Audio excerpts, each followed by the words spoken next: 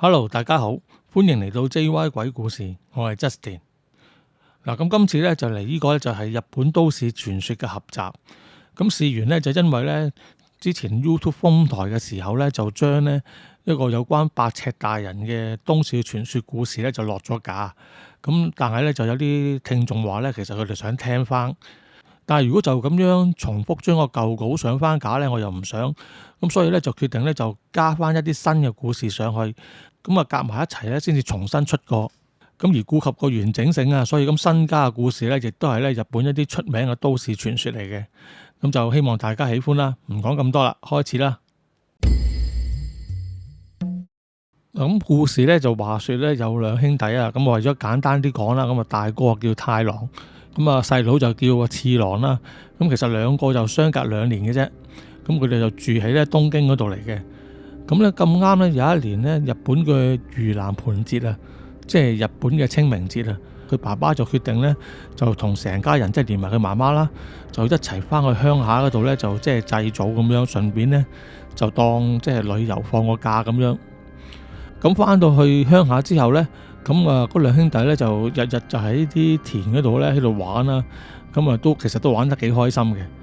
咁有一日咧，就當佢兩兄弟咧如常咁樣喺啲田裏邊咧四周圍行下、逛下、玩嘅時候咧，突然之間咧，佢哥哥咧阿太郎咧就停低咗腳步，之後咧就望向遠處。咁啊細佬見哥哥咁樣咧，之後就轉翻身問佢哥哥啦，話喂，發生咩事啊？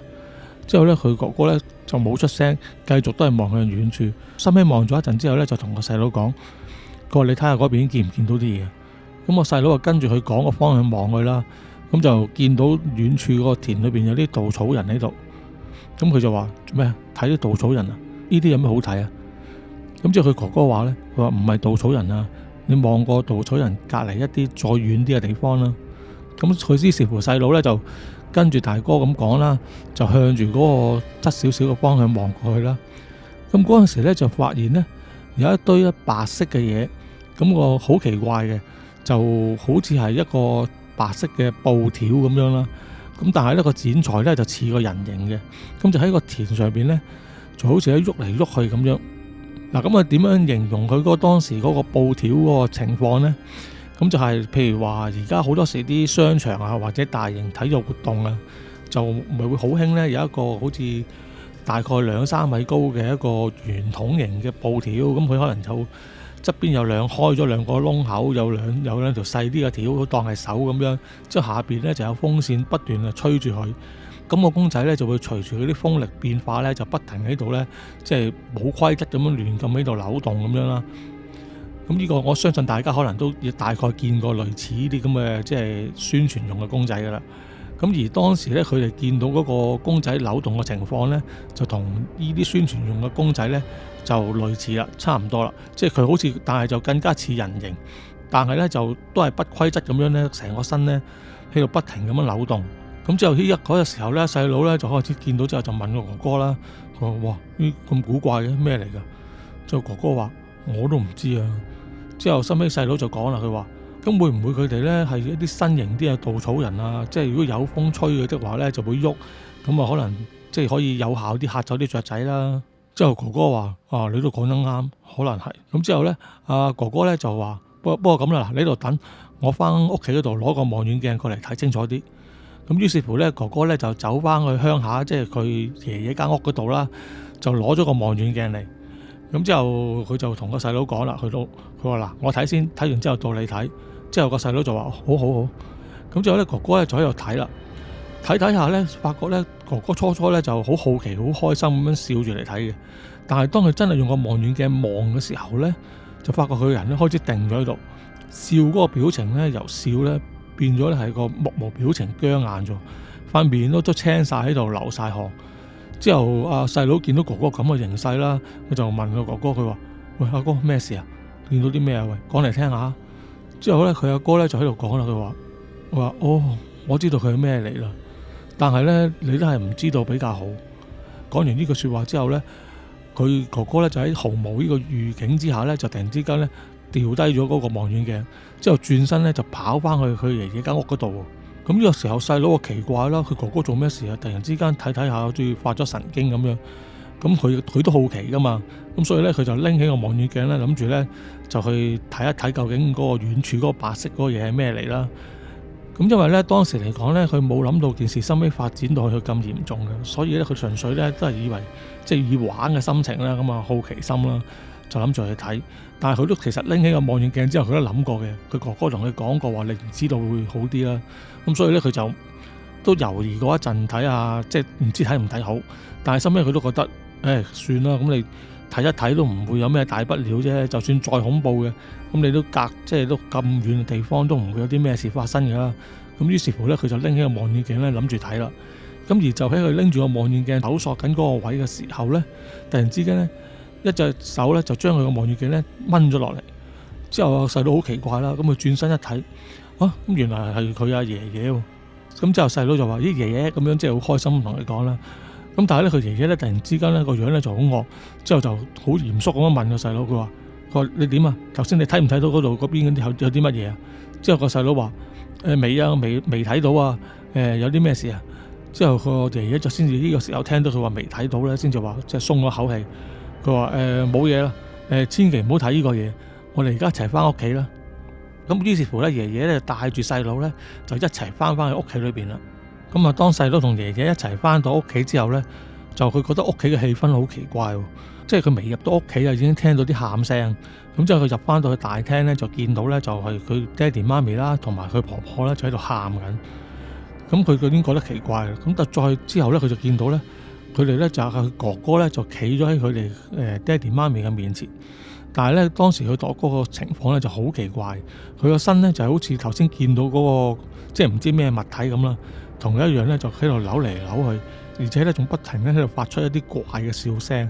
咁啊細佬見到呢個情況咧，就真係好詭異啊！佢哥哥咁樣，即係雖然佢係發住笑聲啦，但係隻眼咧就好似好驚咁樣流緊眼淚咁，但係個身係不停喺度喐。之後佢因為太過詭異咧，所以細佬見到咁樣咧，其實個心咧都好驚。咁而就喺呢個時候咧，佢婆婆就話啦，佢話而家呢個情況咧，應該都即係改變唔到噶啦。咁你不如留阿太郎喺我哋呢度啦，因為始終如果咁嘅情況咧，你翻東京城市嗰度咧，你即係好難面對你側邊其他人。咁佢留喺鄉下可能會好啲。咁就可能過一輪咧，我就會將佢咧即係放喺個田裏邊噶啦。咁啊之後太郎爹哋媽咪都覺得即係有道理啦。咁啊細佬咧就完全唔知發生咩事。咁收尾到佢哋咧，真係到過咗第二日咧，就收拾行李準備揸車離開嘅時候咧，咁細佬咧都問過佢爹哋媽咪發生咩事嘅，但係問過好幾次咧，佢哋都唔想答細佬，都話你唔好知道好啲。咁於是乎喺第二日咧，細佬咧就跟住爹哋媽咪咧，佢哋三個人咧自己揸車咧咁啊離開。而當細佬咧轉頭望向佢哥哥嘅時候咧，發覺佢哥哥咧仍然咧都喺度咧扭嚟扭去同埋怪笑。咁佢就即係隱隱約約，雖然佢唔知道件事嘅來龍去脈啦。咁因為但係觀察呢個結果咧，就即係覺得即係其實可能佢哥哥都出咗啲事，即係以後都可能會係咁噶啦。咁佢哥哥以後咧都變唔翻之前嗰個樣噶啦。咁喺呢個時候咧，咁啊細佬都覺得好傷心啊，都喊咗出嚟。咁啊佢媽咪見到個細佬喊咧，咁佢亦都喊啦。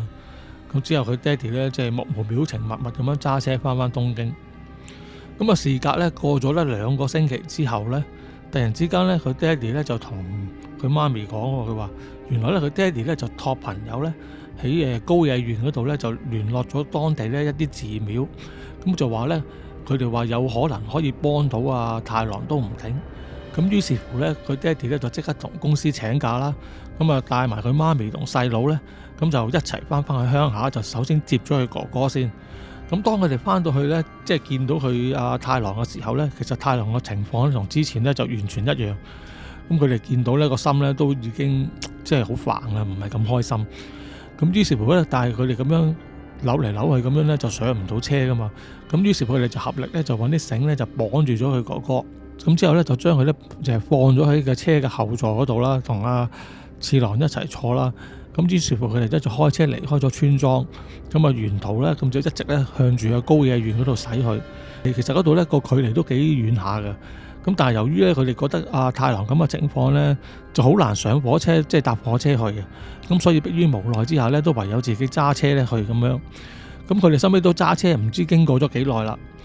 應該都唔止一日㗎。咁收尾咧就終於咧都嚟到高野園嗰度。咁佢爹哋咧跟住咧就睇住一個之前人哋寫俾佢嘅地址啦，就去揾到一間廟宇。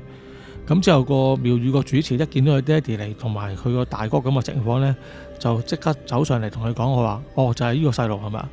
之後佢爹哋話係啊咁樣。咁之後嗰個真人咧就走去咧睇一睇阿太郎，咁就見佢係咁就喺度不停咁喐啦。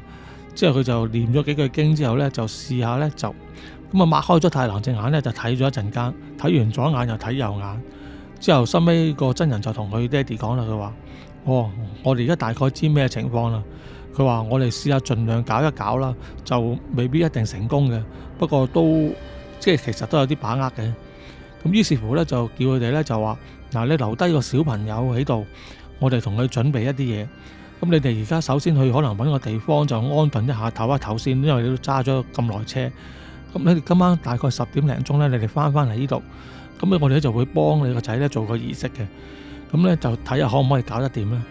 咁收尾如是者啊，細佬咧就跟住爹哋媽咪啦，咁其實都一頭霧水咧，都唔知發生咩事。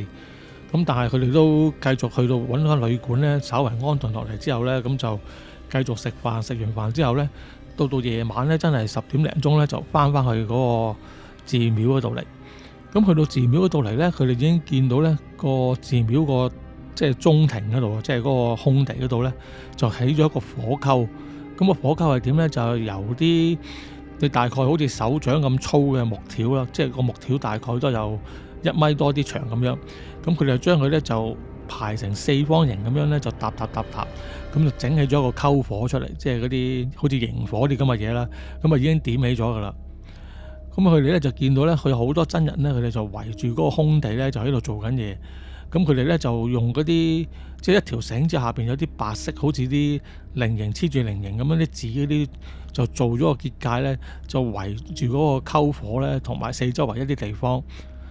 咁之後咧，有個真人走上嚟咧，就見到阿太郎爹哋媽咪啦，咁就同佢哋講，佢話嚟，你哋先入嚟廟拜一拜先。咁拜完之後咧，到踏正11點咧，我哋就開始做儀式啦。咁於是乎咧，收尾佢哋就係照做啦。咁啊，到11點啦，咁啊，大家都準備就緒。咁啊，其中咧有2個真人咧，就扶咗太郎由寺廟裏邊出嚟啦。咁啊，將佢擺咗喺篝火嗰隔離啦，即係嗰個結界裏邊啦。咁呢個時候咧，佢就發覺咧，佢哥哥咧着啲衫咧就好奇怪。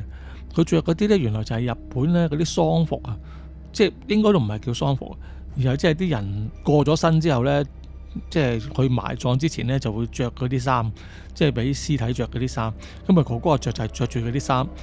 咁而更加奇怪嘅咧，就係佢啲真人搬完佢哥哥出嚟咧，咁另外一啲真人咧又搬咗一個咧，同佢哥哥差唔多大細，但係咧就係用咧呢啲稻草紮成嘅公仔，而嗰個公仔咧亦都係咧着住咗嗰啲，即係佢同佢哥哥一樣嘅嗰啲咁嘅衫。咁啊，佢將2個咧就一齊咧就擺入咗嗰個結界裏邊，即係喺個篝火隔離。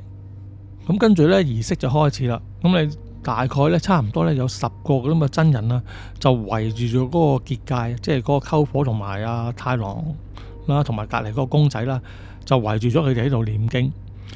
咁一度念啦，念咗大概15分鐘左右啦。咁啊，太郎咧最初咧即係佢已經解開咗太郎條繩噶啦。即係佢原本就喺度，即係扭嚟扭去咁樣啦。發覺咧，佢咧就開始咧慢慢扭動嘅幅度咧就少咗，即係扭得冇咁勁。但係咧令人得人驚嘅地方就係咧，咁個稻草人公仔咧，竟然自己咧，因為佢哋個架咧將佢即係因為佢哋個架將佢支撐住企咗喺度嘅。咁呢個時候咧，個稻草人公仔咧自己咧無端端咧就喺度喐。咁佢喐嘅方法咧就係咧同阿太郎咧咁樣扭嚟扭去嗰個喐法咧係完全咧係一樣嘅。咁啊，如是者啦，就此消彼長咁樣繼續發展落去。太郎咧就越扭咧個幅度咧就越細，但係個稻草人咧就越扭咧就越嚟越犀利，即係好似不受控制咁啊！唔知點解，即係因為其實你冇人拎住佢噶嘛，都唔知點解佢會無端端自己個稻草人會扭起上嚟。咁但係總之佢就變咗，佢而家扭緊嘅方法咧就同佢大哥咧一樣，就係即係扭嚟扭去扭得好勁啊！咁到後來嘅時候咧。佢大哥咧就直情咧就冇再扭啦，之後咧就停低咗，但係咧個人咧就即刻耷低個頭，就即刻攣咗落個地下度。咁呢個時候咧，其中有2個真人咧就即刻走上去咧就扶起咗阿太郎，就之後就將佢扶咗入廟裏邊。咁同一時間咧，另外咧亦都有2個真人咧就去捉住咗嗰個稻草人公仔啊。其實因為個稻草人公仔都捉得幾勁嘅，咁佢哋都要即係出力捉實佢嘅。咁結果咧就嗰2個真人咧將個稻草人公仔連埋即係支撐住佢個支架咧，就一齊咧就抌咗落嗰個火溝裏邊。咁由嗰個木頭搭成嘅4方形裏邊嘅中間嗰個位啦，咁啊將個稻草人公仔咧就燒咗佢。咁而當佢哋一抌個稻草人落去個火堆嘅時候咧，咁啊突然之間咧覺得咧嗰個稻草人咧好似咧就發出咗一啲咧慘叫嘅聲。咁之後咧個稻草人咧隻公仔就開始燒起上嚟啦。咁啲真人之後就繼續喺度念經啦。咁念到咁上下之後咧，個稻草人公仔咧就完全咧都燒着晒，即係燒晒啦。咁之後呢個時候咧，咁之前嗰個主持咧就走過嚟同佢嗰兩夫婦講啦，佢話得啦，而家個法事做完㗎啦，你入去睇一睇你個仔點啦。咁於是乎次郎同埋佢爹哋媽咪就一齊入去嗰個佛堂裏邊睇啦。咁啊發覺咧佢大哥咧就冇事啦，咁啊打坐坐咗喺度。呢個時候咧，咁佢爹哋媽咪咧就即係問翻佢大哥究竟發生咩事啦。之後咁但係佢大哥咧都話唔知啊，即係。經過一番對話之後呢，佢總之佢大哥而家呢就恢復翻意識，但係呢，佢喺鄉下嘅記憶呢，就只去到呢，佢當時呢拎住個望遠鏡準備望嗰個即係扭嚟扭去嗰個唔知咩物體嗰個時候嗰一剎那，佢個記憶去到嗰度就停咗啦。咁之後發生咩事呢？佢就完全唔記得咗。咁跟住呢個主持呢，就同太郎佢爹哋媽咪講啦，咁佢就話。你俾個小朋友喺度住多2日，我哋同佢再誦下經先啦。咁你哋可能就都喺旅館度再住啦。咁之後過2日呢，基本上就可以即係離開噶啦。咁收尾真係就過咗2、3日啦。咁次郎佢哋一家人呢，就上翻去寺廟嗰度就揾個主持啦。咁個主持呢，就同佢哋講啦，佢話得啦，而家所有嘢都冇事噶啦。咁但係翻到去的話，你就俾你個大仔呢，就休息多啲啦。咁你大概過多1、2個星期呢，就應該會完全復原翻冇事噶啦。咁其實呢，呢個時候呢，太郎呢，你見到佢呢，就已經係變翻正常噶啦。咁但係個人呢，就好似好攰咁樣呢，即係好大個黑眼圈咁，但係就唔多想講嘢嘅。咁之後呢，佢哋就結果成家人呢，就同嗰個住持啊同埋其他真人道謝完之後呢，咁就一齊揸車呢，咁又要翻東京啦。咁收尾咧，到佢哋翻到東京之後咧，經過一番休養之後咧，太郎咧就真係冇事嘅，咁變翻正常一樣啦，可以照常生活啊，翻學啦。咁但係咧，每當問起佢究竟收尾佢望到啲係乜嘢嚟嘅時候，咁同埋之後發生嘅嘢咧，佢都完全唔記得晒。嗱，故事嘅主角咧就叫做優助啦，咁佢係一個高中生嚟嘅。咁其實佢每逢有假期呢，佢都會翻到去鄉下呢，就會同佢爺爺嫲嫲度呢住一段時間嘅。咁首先因為佢屋企呢離佢爺爺嫲嫲個鄉下呢就並唔係好遠，搭2個鐘頭車程呢就已經可以到噶啦。咁加上呢，佢又好中意嗰種山林間嗰種氣氛啊，所以呢，每次暑假寒假佢都會翻去爺爺嫲嫲嗰度。咁一方面就陪下佢2個老人家啦，另一方面亦都自己享受下呢啲悠閒嘅時光。咁話說咧，10年前嘅一個暑假咧，優助咧又翻到佢爺爺嫲嫲屋企啦。咁嗰日咧，其實佢就冇乜特別嘢做嘅，佢就坐咗喺佢哋嗰啲日本嗰啲和室啊外邊嗰條走廊，之後對住個花園咁樣嘅，佢就坐喺個走廊度咧喺度曬太陽。就喺佢曬下期間咧，佢就突然之間咧聽到一啲怪聲喺外邊傳嚟，係一啲波波波咁嘅聲。咁呢啲聲咧就唔似係啲機械啊或者係樂器發出嘅，而係咧好似係人個口咧發出嚟嘅聲一樣。咁個感覺咧其實就好奇怪嘅，因為我而家都扮唔翻嗰把聲，我只可以扮到佢個音，但係我扮唔到佢嗰個聲大概係點。咁跟翻佢所講咧，其實嗰個波波波嗰個咧，其實咧就係好似人嘅笑聲咁嘅。咁所以其實本身聽落去咧都覺得幾古怪下噶啦。咁啲聲咧就慢慢咧由遠咧而近咧咁樣靠近。之後冇耐咧，佢咧就喺佢爺爺嫲嫲間屋咧個圍牆頂咧，就見到一頂咧白色嘅羊帽。咁啲羊帽咧就唔係就咁放喺度嘅，而係不斷咧有少少壓下咁樣向前喐，就好似咧有個人咧戴住頂帽咧喺出邊行過咁。咁本來呢件事又唔覺得咩奇怪啊，但係奇怪嘅地方咧就係在於咧，佢爺爺嫲嫲屋企嗰埲圍牆咧，其實差唔多有2米高嘅。即係話如果一個人佢要戴住頂帽，而佢隔住圍牆都見到佢頂帽的話呢，嗰個人呢起碼都要8尺高先至得。咁啊，優助見到咁嘅情況就好奇怪啦。咁目光呢就自然俾嗰頂帽吸引啦。咁就一路咁望住佢啦。咁當出邊嗰個人呢行下行到去間屋嗰個圍牆有個裂縫嗰陣時呢，佢就見到呢，咁原來戴嗰頂帽嘅主人呢係一個女人嚟嘅。咁就着住一件呢白色嘅薄身連身裙。咁之後嗰個女人呢就喺個裂縫度呢，佢唔知係咪感覺到優助睇到佢嘅，咁所以咧佢就停低咗腳步，咁佢就轉過身過嚟望向個優助，咁佢哋兩個人咧就四目交投咗一段好短嘅時間，咁就喺一剎那咧，優助咧就已經覺得好驚噶啦，即係全身都起晒雞皮，咁佢就覺得唔係好妥啦，咁啊嗱聲咧就走翻入屋裏邊，咁之後咧到食飯嘅時候咧，咁優助咧就同佢爺爺嫲嫲咧當傾偈咁講起啦，即係頭先見到呢個白衫路好高嘅女人呢一件事啦。咁但係咧，佢跟住佢就話啦，佢話除咗見到個女人之外咧，仲聽到佢咧發出一啲笑聲咧，即係嗰啲波波波嗰啲咁嘅笑聲。咁之後咧，佢爺爺同嫲嫲一聽完之後咧，就好似突然之間觸電咁樣，佢即刻停低咗食飯，望向個優助。咁首先咧就係阿爺爺講先嘅，佢話：咁嗱，你可唔可以同我講清楚你頭先發生件事嘅經過啊？咁之後優助又重複咁樣講咗一次出嚟啦。之後佢爺爺就放低咗碗飯，之後皺住眉頭同佢嫲嫲講：我諗應該係8尺大人。我咁嘅情況，我要去揾阿 K 幫手。之後佢嫲嫲咧都即刻咧點頭同意啦。咁佢跟住都放低咗碗飯咧，冇胃口食飯啦。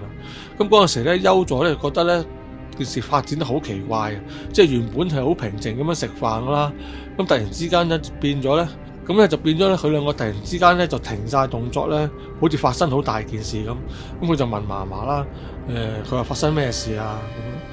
咁之後咧，佢嫲嫲同佢講啦，佢就話：優助，呢次你可能會有少少麻煩，因為咧你咧就撞到咧8尺大人。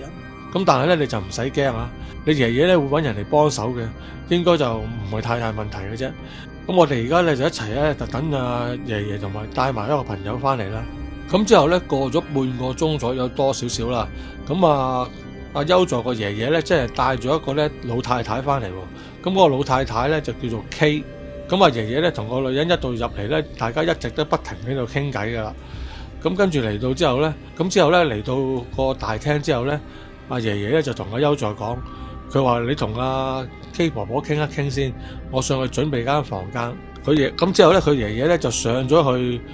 優助瞓嗰間房啦，咁啊喺度唔知搞啲乜嘢，咁啊聽到啲搞嘢啊搬嘢嘅聲音啦，咁之後喺下邊客廳度咧，咁優助啦，佢婆婆啦同埋 K 婆婆咧就3個人喺度傾緊偈，之後咧K 婆婆咧就同優助講，佢話小朋友啊，你呢次有少少麻煩，因為咧你就撞見咗咧8尺大人，佢好似咧睇中咗你，咁佢好可能咧會傷害你咧，揾你嚟做祭品嘅。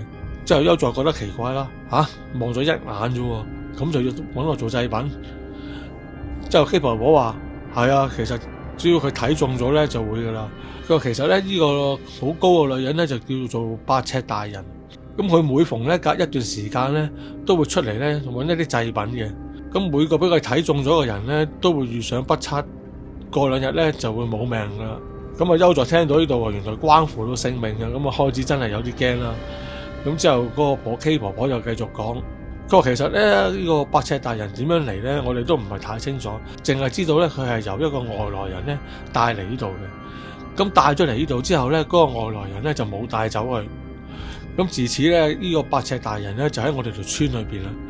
咁而我哋咧為咗封住呢個8尺大人，唔俾佢四圍走咧，咁喺我哋條村嘅東南西北4個夾角位咧，咁都放置咗咧呢個地藏嘅雕像，咁係其實用嚟咧就克制住佢，將佢封印咗喺條村裏邊嘅。咁樣每隔一段時間咧，8尺大人咧佢就會走出嚟咧，四周圍揾一啲咧細路啊或者係青年人，咁就會揾佢哋咧嚟做佢嘅祭品。咁俾佢睇中嘅人咧，咁冇過幾日咧就會死噶啦。咁今次你撞到8尺大人啦，佢應該都睇中咗你。咁我哋而家試下就盡下人事，睇下可唔可以保住你啦。咁當阿優助知道咗呢件事嘅來龍去脈之後呢，個心啊更加驚啦，即係估唔到呢啲咁戲劇性嘅嘢會發生咗喺自己身上。咁而就喺呢個時候呢，佢爺爺呢就突然之間喺2樓呢就嗌落嚟同佢哋講啦，佢話：優助，你上嚟啦，我2樓我已經搞掂好啦，你快啲上嚟。咁之後呢，優助同 K 婆婆同埋佢嫲嫲呢就一齊走翻上去2樓，咁就行去呢平時俾阿優助要嚟瞓覺嗰間客房度啦。咁優助一上到去見到間房咧，其實啲門窗咧就已經咧就揾嘢咧攞實晒噶啦。咁另外咧，佢因為佢係嗰啲舊式嗰啲日本屋嚟嘅，即係啲窗啊嗰啲係啲紙做嗰啲窗嚟。咁佢爺爺咧已經將啲報紙咧全部咧佢黐遮住晒所有窗啊門啊，總之可以透光嘅嘢咧都遮住晒。咁之後另外咧就係咧喺房嘅4個角落咧，佢哋咧就擺咗4堆嘅鹽堆。咁個鹽堆有幾大呢？都唔細㗎。咁就佢個底座呢，係用咗一個我哋平時係即係食餸嘅時候嗰啲碟呢，咁上一大嘅碟裝住啲鹽啦。咁呢鹽呢，就呈錐體咁嘅形狀呢，咁就搭上咗度，好似一個小塔咁樣。咁基本上都差唔多有4-5寸高嘅。咁就足足有4個啦。咁分別就係放咗喺房嘅4個角落啦。咁而房裏邊呢，呢個時候呢，就已經呢放咗一個神像喺度。咁跟住佢哋3個人咧就入到間房啦。K 婆婆咧首先咧就圍住間房咧就行咗一行，咁就檢查一下四周圍嘅佈置，睇下可妥唔妥當啊咁樣啦。咁當佢行完一圈之後咧，咁佢都發覺即係呢個佈置已經可以㗎啦。咁嗰陣時咧，佢就俾咗一道符咧，阿優助佢就話咧：嗱，你首先掛住呢道符，嗱，無論如何呢道符發生咩事都好，你唔可以離開你個人，你一定要帶住佢。咁之後 K 婆婆咧就話啦，咁今日咧喺太陽落山之前咧，你就已經要翻呢間房裏邊，咁就閂埋門鎖住佢，唔好俾任何人出入。咁咧你就喺裏邊等到聽日嘅7點鐘為止。如果聽日7點鐘咧你冇事咧，你就可以開門咧出翻嚟咧就揾大家噶啦。咁而喺呢段時間裏邊咧，嗱，我哋屋裏邊任何一個人都一定係唔會揾你嘅。所以咧，你無論如何咧，就算發生咩事，聽到咩聲都好咧，一定唔可以打開啲門同埋窗。如果你覺得咧好驚啊，或者發生啲咩突發事件咧，咁其實我哋都幫你唔到。咁你只可以咧就對住個佛像咧喺度念經咧，呢個係唯一可以幫到你嘅方法嚟嘅啫。嗱，咁就希望你可以好彩過到今晚的話咧，咁就大概可以避過8尺大人嘅呢個追殺啦。咁嗰日咧好快咧就差唔多到咗夜晚啦。咁喺日落之前咧，咁佢嫲嫲咧就已經煮咗飯咧俾阿優助食，同埋俾咗啲乾糧佢噶啦。咁跟住咧，佢爺爺嫲嫲同 K 婆婆咧就一齊送佢上咗間房裏邊，之後咧就閂埋房門，叫佢喺裏邊咧鎖住道門。總之無論發生咩事咧，都唔可以打開門窗，一定要等到聽日7點為止。咁優助見到個個人都咁認真啦，咁佢都個心都緊張起嚟啦，咁佢就一都跟住咁做啦。咁喺間房度咧，咁又好悶噶嘛，咁佢又唯有喺度睇電視嚟打發時間啦。咁其實咧，佢入到房半個鐘頭左右啦，就已經日落噶啦。咁個天咧就因為鄉下地方啦，又冇街燈冇城，咁個天咧就已經係黑晒噶啦。咁啊優助咧就好無聊咁喺度睇電視啦，咁不時咧都會望下房上面掛喺度嗰個鐘啦，咁啊睇下幾多點，睇下即係計住個時間，希望快啲捱到聽日7點鐘啦。咁當阿優助咧睇下電視咧，睇到差唔多12點嘅時間咧，佢突然之間咧就聽到咧窗外邊咧就傳嚟咗一啲咧佢晏晝聽到嗰啲波嗰啲咁嘅笑聲。咁之後阿優助就即刻成個人警惕起上嚟啦，佢話弊啦，唔通真係嗰個8尺大人揾到你？咁之後咧佢就聽到咧有人拍窗嘅聲音。咁但係咧唔知係咪因為咧嗰個婆婆咧嗰啲除咗喺嗰啲窗門嗰度貼咗報紙之外咧，佢亦都貼咗啲符喺度。咁啊8尺大人咧就打唔開個窗。咁之後佢又試過4面試下啦，即係前後後咁樣唔同嘅窗都拍過，都係拍唔開嘅。咁優助嗰陣時喺度聽住佢拍窗個聲咧，其實心裏邊咧就已經卜卜跳，就已經好驚噶啦。咁啊8尺大人就不斷喺外邊喺度拍窗啦。咁啊優助咧就留意到呢啲鹽堆咧開始由頂上邊咧開始發黑啊，之後慢慢由頂咧向下咁樣伸延。之後咁優助就好驚啦。咁就佢唯一嘅方法就係只有開大啲嘅電視機，就索性唔望。咁啊鴕鳥政策啦，當睇唔到就當冇事啦。咁之後咧嗰啲拍窗嗰啲聲咧就拍咗一陣，咁就停低咗，突然之間就冇咗聲。咁啊，優助舒一口氣啦，咁啊，即係總算啊都可以擋住，唔會俾阿八尺大人入到嚟啦。咁而就喺呢個時候咧，阿優助咧就聽到咧，佢爺爺咧喺門出邊咧就同佢講喎。咁啊，佢話：優助，喂，點啊？你仲頂唔頂得住啊？如果頂唔住咧，就唔好夾硬嚟咯。咁你開門出嚟啦，我哋一齊陪你啊！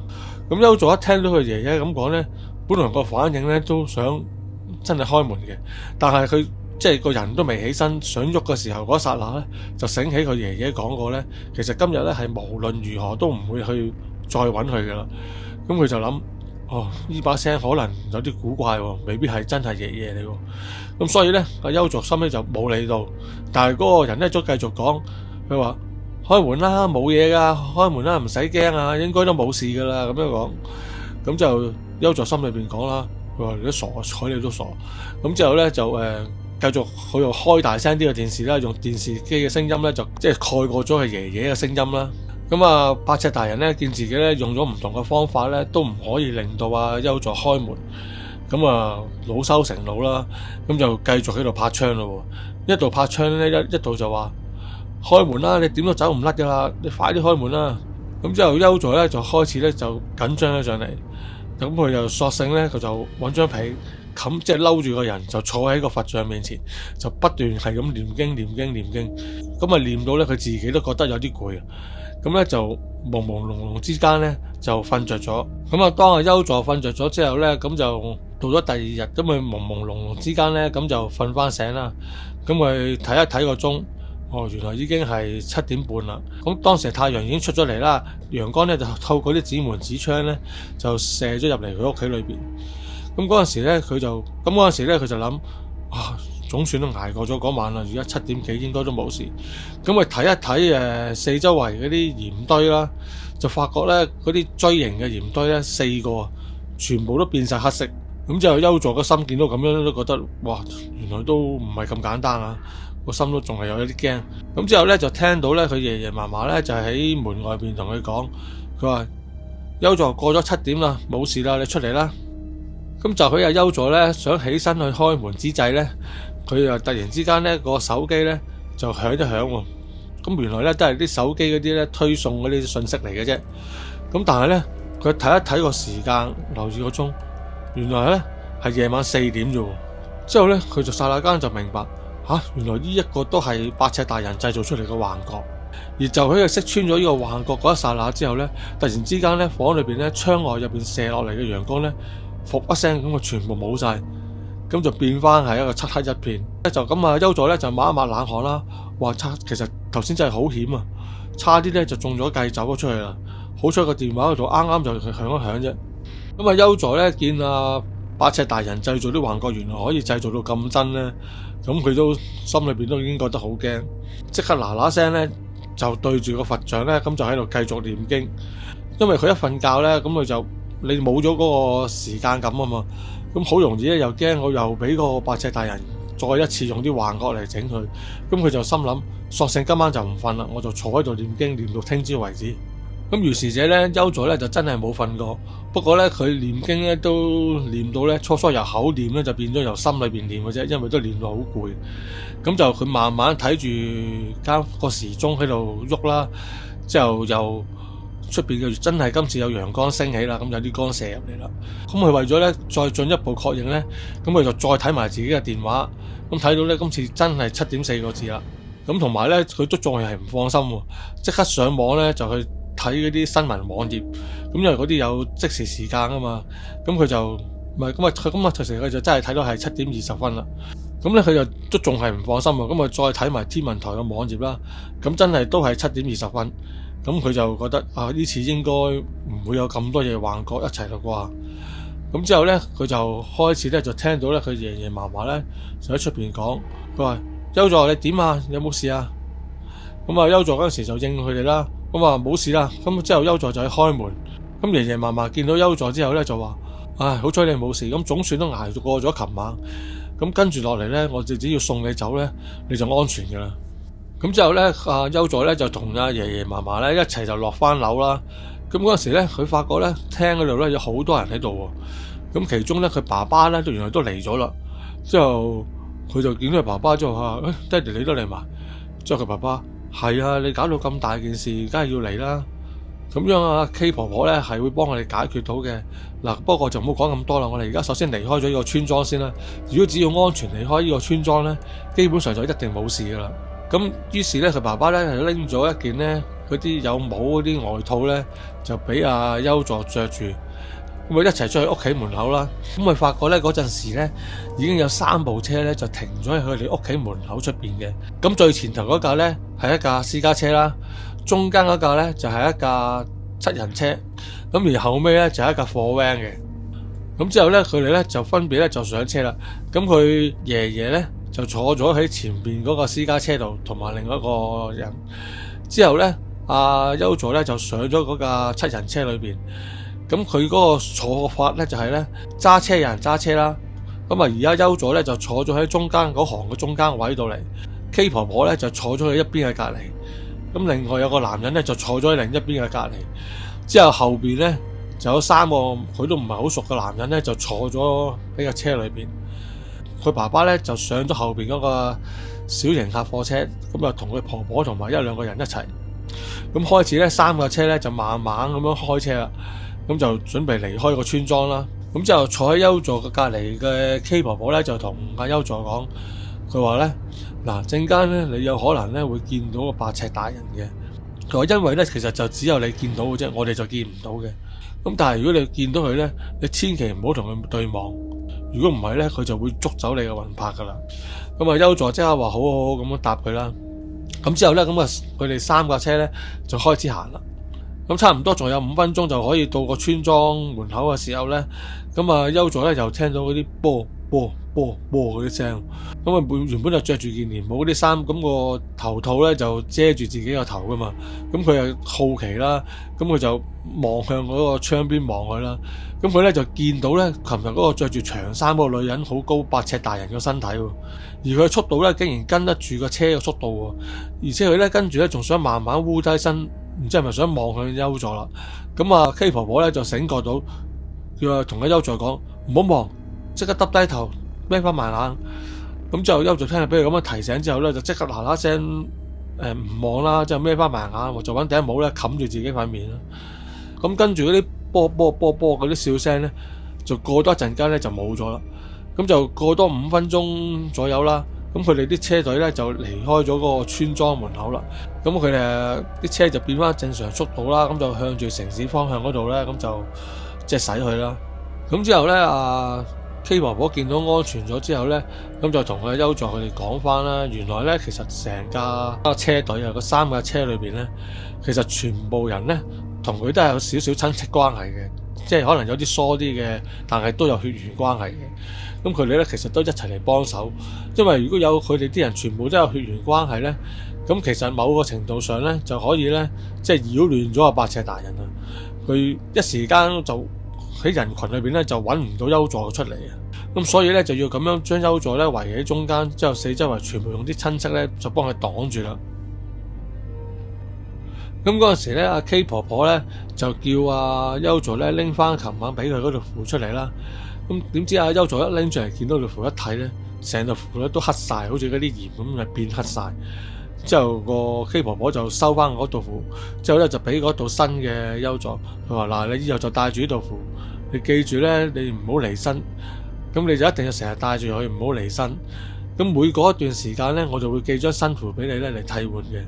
咁跟住咧，阿 K 婆婆咧就再同阿優助講啦。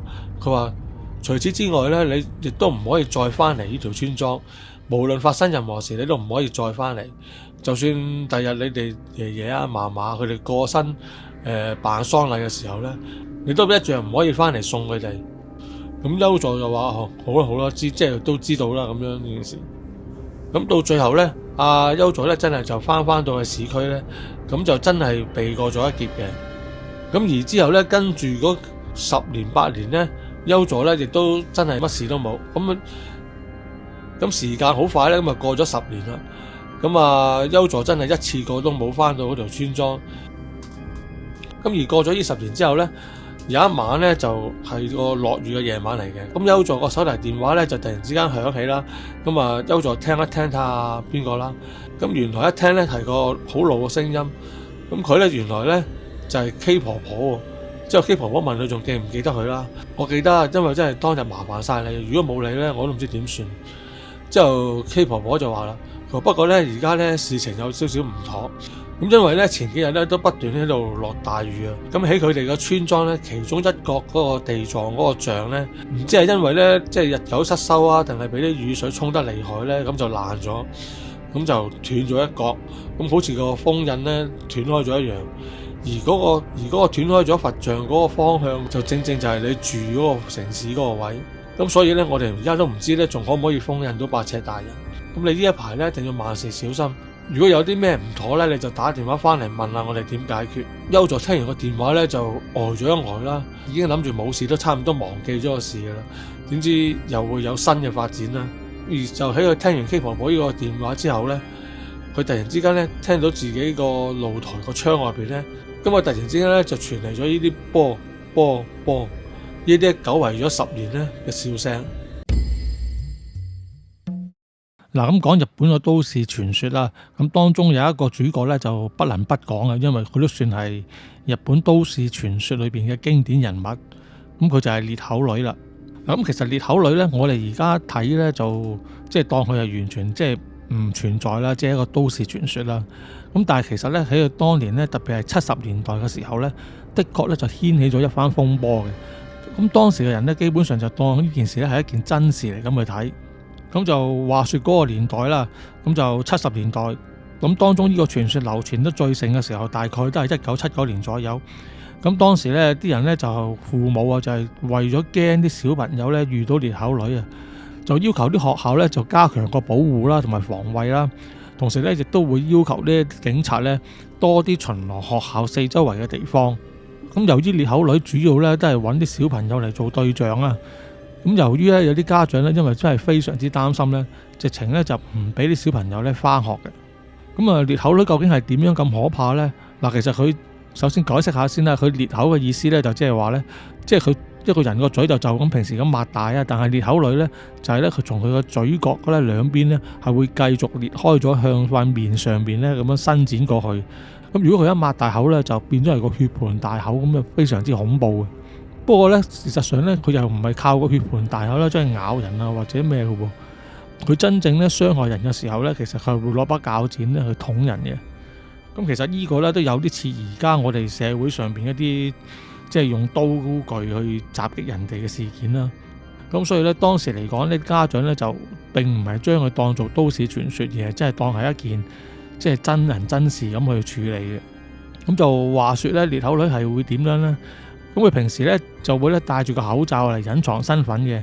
咁但係當佢咧就發現咗一啲落單嘅小朋友啦，即係單獨一個小朋友嘅時候咧，佢就會捉住佢哋，之後咧就拎開咗個面罩，就問嗰個小朋友佢靚唔靚。如果個小朋友答靚嘅話咧，咁佢咧就會咧攞把鉸剪出嚟咧，就將個小朋友個嘴咧都剪成咧好似佢一樣咧咁嘅情況。咁但係如果個小朋友同佢講話佢唔靚的話咧，咁佢就會直接攞把鉸剪咧，就即係插死個小朋友嘅。咁所以，與其話裂口女係一個妖怪的話咧，就不如話佢係一個即係極端嘅暴力分子啦，或者係一個變態嘅殺手。咁樣相傳咧，裂口女個來源究竟係點嚟咧？咁就有唔同嘅講法嘅。咁當中咧有兩個咧就較為主流。咁其中一個就係話咧，裂口女咧其實本身咧就係一個幾靚嘅靚女嚟嘅。咁但係咧，由於佢想將自己咧就做到十全十美啊，咁啊於是佢就揾咗啲整容醫生整容。咁啊就話說佢喺一次手術裏邊咧，因為個麻醉藥可能個量唔夠啊，咁佢同埋咧就個醫生咧就噴到好多噴發膠，咁裂口女就俾嗰啲噴發膠嘅氣味咧就整醒咗。咁所以咧就喺進行手術嘅時候咧，就突然之間咧就即係醒咗起身之後大嗌咁樣，有啲動作啦。咁變咗咧個醫生咧就失手咧就將佢個嘴咧就剪開咗。咁而事後裂口女咧亦都因為咧痛恨嗰個醫生咧，就用鉸剪咧就捅死咗個醫生嘅。咁而另外一個來源咧就較為靈異少少嘅，咁就係要追溯翻到去咧就係日本江戶時代啊。咁嗰陣時咧，佢哋咧就會拜一個叫做犬神，即係狗嘅神啦。咁佢哋係會點樣呢？佢首先咧就會將隻狗咧殘酷咁樣殺害啊，令隻狗咧充滿怨念咁樣死去。咁之後咧，佢哋就用啲控靈術咧控制隻狗嘅靈魂咧，就附身喺佢哋身上。咁從而咧就令到佢哋咧就得到一啲法力嘅。咁如果啲巫師咧佢哋真係用呢啲犬神嘅法術的話咧，即係由於佢哋咁樣殘害咗唔少嘅狗啊，咁所以咧都會有啲因果業報。咁變咗咧，佢哋嘅後人咧都會好似隻狗個嘴咁樣咧，即係唔係好似人咁，即係人個嘴淨係喺前邊打開嘅啫嘛。但係狗嗰啲咧去開到去側邊噶嘛。咁就係佢哋嘅報應就係咧，咁啲巫師或者佢個後人咧個嘴咧就會好似隻狗咁樣啦，即係由前邊咧繼續延伸咧去到面頰兩邊咧都會打開咗嘅。咁雖然嗱而家科技發達啊，即係資訊啊各方面，人人都有手機啊。咁其實真係話發現裂口女嘅情況呢，其實就從來冇試過嘅。咁所以呢，變咗大家呢，而家都會將佢歸類只係一個都市傳說咁去睇啦。咁但係由於佢呢個就太過經典啦，咁所以呢，其實而到今時今日呢，仍然呢，耐唔中呢就會有啲恐怖片啊或者恐怖嘅劇集呢，就用佢嚟做題材。咁所以到而家呢，仍然有人提起，咁令到佢嘅形象呢就深入人心。咁所以就算到今時今日呢，亦都會依然呢咁樣流傳落去。好啦，咁而家又嚟到 Jason 怪異錄啦。咁啊，由新加坡聽眾Jason 呢就講翻一啲咧佢嘅靈異遭遇。咁但係Jason 就講翻啦，即係唔知係咪因為佢屋企呢就係喺碧山站附近啊，所以呢，其實呢，佢屋企呢都有啲古靈精怪嘢發生嘅。咁佢就其實搬咗去嗰間屋住咧就好多年嘅啦。咁佢就話其實最初咧嘅時候咧就冇乜特別事嘅。咁但係咧當佢嘅太太咧開始咧有咗小朋友，即係大咗肚之後咧，就有啲靈異嘅事件發生啦。首先咧就係佢太太咧瞓緊覺夜晚嘅時候咧，佢會見到咧窗外邊咧有個女人咧坐喺度咧睇住佢嘅。咁之前上次都講過啦。咁其實佢哋Jason佢哋住喺12樓噶嘛。咁其實即係個窗肯定冇人會坐噶啦，咁一定係嗰啲嘢啦。Jason作為一個男人，你當時個處境又即刻未必可以解釋或者處理得到，咁唯有安慰個太太啦。即係可能你大肚啊，個人壓力大啊，第一胎，咁所以咧就有一啲幻覺，咁你唔好胡思亂想咧，咁就冇事噶啦。咁就時間繼續咁過啦。後來佢個仔仔咧就真係順利咁出咗世啦。咁到佢個仔5、6歲嘅時候咧，佢就話咧，佢個仔成日話俾佢聽咧，佢成日見到咧屋企咧有塊白布喺度咧飛嚟飛去咁樣。咁由於小朋友唔識揀人講噶嘛，咁除咗同佢講之外咧，亦都有同佢太太講。咁另外咧，佢太太嗰陣時咧，亦都開始發現呢間屋咧有啲問題。有陣時，譬如佢個太太喺個廳度睇緊電視或者聽緊歌嘅時候咧，咁佢有時候咧都會見到咧，一樣係見到啲白影咧喺即係眼尾咧咁樣飄過。咁到呢個情況啦，咁Jason即係佢太太都見到啦，咁發覺咁樣都隱瞞唔到落去嘅。咁所以當佢太太同佢講起呢啲事嘅時候咧，咁佢就將咁多年以嚟嘅事咧，就全部同佢太太講翻。咁而Jason咧亦都安慰佢太太嘅，咁佢就話因為佢哋間屋咧就近住碧山嗰度，咁可能即係有啲虛空過往嘅嘢，咁樣即係經過咗佢哋間屋嘅啫，即係其實過咗就冇嘢噶啦，咁亦都唔好太在意啦。咁但係事情咧，直至到有一次咧，就變得急轉直下，就令到Jason咧由呢個即係半擔心，但係又半唔理嘅情況之下咧，就變得非常之緊張。咁話說咧，話說有一次咧，佢有個外地嘅朋友咁嚟咗佢屋企探佢啦。咁當時太太就未翻嚟嘅，咁得佢同佢個朋友同埋佢個仔咧咁喺度。咁Jason咧咁同佢朋友咧就喺屋企裏邊傾住偈先啦。咁等到佢太太翻到嚟之後啦，咁 OK，咁大家就一齊出去食咗餐飯咁樣。咁呢啲事咧咁其實就好普通啦，咁就冇乜特別啦。但係咧特別嘅地方就係咧，當佢個朋友收尾真係翻咗屋企之後咧，突然之間咧就第二日咧打電話俾Jason。咁佢就同Jason講嗱，佢話唔知你信唔信啊？佢話咧，我琴日咧喺你太太未翻嚟屋企之前咧，我一直都見到你太太咧喺間房，即係佢間睡房裏邊咧就喺度行嚟行去，好似唔知執拾啲嘢咁樣嘅。咁當時嚟講，佢就可能覺得係佢太太啦，咁所以都冇理啦。但係咧到佢太太咧真係翻到嚟同佢哋出去食飯嘅時候咧，即係佢見到佢真正嗰個太太嘅時候咧，佢就知道咧嗰個先係佢太太。咁房裏邊嗰個咧，咁佢都知道咧，應該就係嗰啲即係嗰樣嘢嚟㗎啦。咁佢就講啊，Jason 亦都講翻，咁佢話佢個朋友咧就唔係嗰啲疑神疑鬼啲人嚟嘅，基本上咧佢係讀電腦工程，即係個無神論者嚟嘅。咁但係咧，所以呢件事咧從佢口中裏邊咁樣講翻出嚟咧，就令到佢咧就即係個人就更加在意啊。咁話說咧，後尾咧又發生咗一件事喎，咁就係有一次咧，佢個仔咧就唔舒服病咗啦。咁啊 Jason 就請咗半日假，咁就同佢個仔去睇醫生啦。咁睇完醫生咧都即係冇乜大礙嘅，都係嗰啲小朋友嗰啲病休息下就冇事嗰啲嚟嘅。咁結果咧，佢個仔翻到屋企之後就喺自己間房度瞓覺啦。咁而阿 Jason 咧就首先去煲落咗煲粥，咁啊等佢個仔如果要食藥之前咧就可以翻熱煲粥，俾佢食啲嘢粥先至再食藥啦。咁佢搞掂晒之後咧，咁就諗住翻去翻工啦。咁到佢翻嚟嘅時候咧，咁其實真係幾個鐘嘅啫。咁佢個仔咧就同佢講，佢話晏晝咧我瞓覺嘅時候咧就見到咧媽咪翻過嚟，咁佢企喺我房門嗰度喎。咁但係當時我就太攰啦，咁就冇同佢即刻傾偈，咁啊繼續瞓。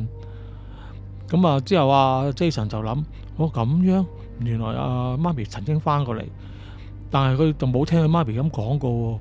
咁於是乎咧，咁佢就夜晚就即係不動聲色咁樣當係試探性咁問佢太太啦。佢話：喂，你點啊？你今日忙唔忙啊？咁樣之後咧，佢太太就講啦，佢就話：哇，今日超忙啊！基本上忙到咧，即係連出去食晏都冇時間，都係買外賣翻嚟喺公司裏邊食嘅啫。咁啊，換句話嚟講咧，即係佢太太咧根本上咧就冇翻到屋企啦。咁點解佢個仔咧又會見到咧一個即係同佢媽咪一樣樣嘅人咧，就企咗去間房嘅門口嗰度咧？咁而 Jason 咧去到呢一刻咧，就開始覺得咧就事態好嚴重啦。因為其實如果大家聽開靈異節目嘅人都知道啦，即係如果當嗰啲鬼魂啊、靈體啊開始咧，佢會扮係你即係某一個人，即係可能你屋企人啊，或者某一個人嘅時候咧，其實就相對上嚟講咧，就開始有危險啦。因為你要開始會懷疑嗰個靈體係咪想扮咗個人之後就即係取而代之咁樣代替咗嗰個人。咁所以Jason 亦都覺得咧，呢件事就即係情況都好不妙啊！咁佢又試過去即係廟度上下香，即係求下神嘅。咁但係咧亦都冇用，因為佢拜完神翻嚟咧，收尾就試過咧，有陣時咧即係可能星期六嗰啲第二日唔使翻工嘅時候咧，佢就夜晚會坐喺個廳度煲劇嘅。咁佢個仔同佢老婆嘅房咧，就其實就喺佢平排隔離嘅左手邊咁樣。即係咁，佢眼尾咧，即係睇到佢間房，如果有人行過係睇到嘅。咁咧喺半夜咧，佢就見到咧佢老婆咧就走咗出嚟，咁啊入咗去個仔間房裏邊。咁啊隔咗一陣之後咧，又出翻嚟翻自己房。咁佢啊冇出聲啦，不過佢覺得冇乜特別啦。咁可能係佢老婆半夜扎醒，咁啊睇下佢個仔即係有冇腐皮啊嗰啲嘢啦。咁起初咧就冇理嘅，但係收尾咧佢望一望嗰兩間房度門。咦，兩道門都係閂埋咗嘅喎，但係頭先佢見嗰個女人，即係佢太太咧，即係自出自入好快咁樣，就冇乜開門嘅動作嘅喎。咁於是乎佢就奇怪啦，咁佢就兩間房都開門睇下佢，即係個仔同個老婆啦。咁就發覺咧兩個人咧都瞓得好冧嘅。咁即係話咧，其實頭先咧佢見到個女人咧根本上就唔係佢太太嚟。好啦，咁嚟到呢一剎那咧，咁就連 Jason 都見到咧嗰個好似佢太太嘅靈體咧，即係出現咗喺眼前啦。咁佢又覺得呢單嘢都唔係咁簡單，即係真係要搞佢。咁收尾咧，阿 Jason 咧同佢太太兩個即係講翻晒所有嘅事，即係咁佢兩個經過商量之後咧，就覺得咧應該都要請個師傅翻嚟，即係做下法事搞佢啦。咁後尾咧，咁啊真係請咗個師傅翻嚟嘅。咁就個師傅咧就做咗啲清屋嘅法事啦。咁師傅做完法事之後咧，嗰幾日咧就真係平靜咗，就再冇特別事發生嘅。咁但係咧，點知過咗幾日咧，啲怪事咧就繼續出現啦。例如廚房嗰啲碗咧會自己咧突然之間咧飛出嚟咧，自己跌落地裏邊。咁即係有啲即係所謂嘅靈動嗰啲現象啦。咁其實即係都幾猛下噶啦。咁 Jason 嗰陣時就開始咧就自己咧即係好無助啊。咁啊對住空氣講，即係佢就講啦，佢話：喂，究竟你係邊個啊？你想點啊？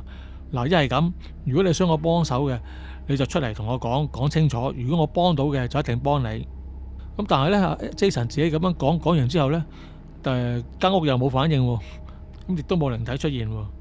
Jason 見咁樣叫佢出嚟講數又講唔掂咧，咁啊唯有又再請師傅啦。咁但係點知收尾再請師傅嘅時候咧，就曾經試過呢個師傅做緊法事嘅時候咧，佢屋企咧就爆玻璃杯，即係無緣無故憑空咁樣就喺度爆咗，就嚇到個師傅咧，即係嗱嗱聲咧即刻就執嘢走。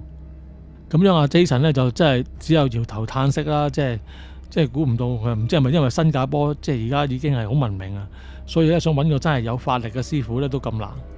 咁佢就心諗啦，既然師傅都搞唔掂啦，咁啊算啦，不如唔好揾再揾，咁啊唔好再揾師傅啦。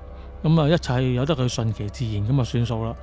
即係可能到時個靈體真係有啲咩要求佢啊，要幫手啊，即係到有一日佢肯出嚟講咧，佢先至同你好好地咁樣傾。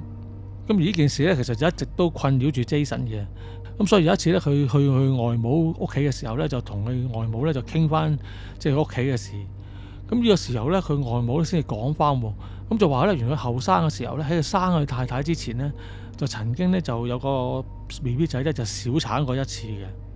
咁之後 Jason 呢一剎那咧，就開始突然之間咧，好似叮一聲咁樣咧，就好似諗通咗嘢咁。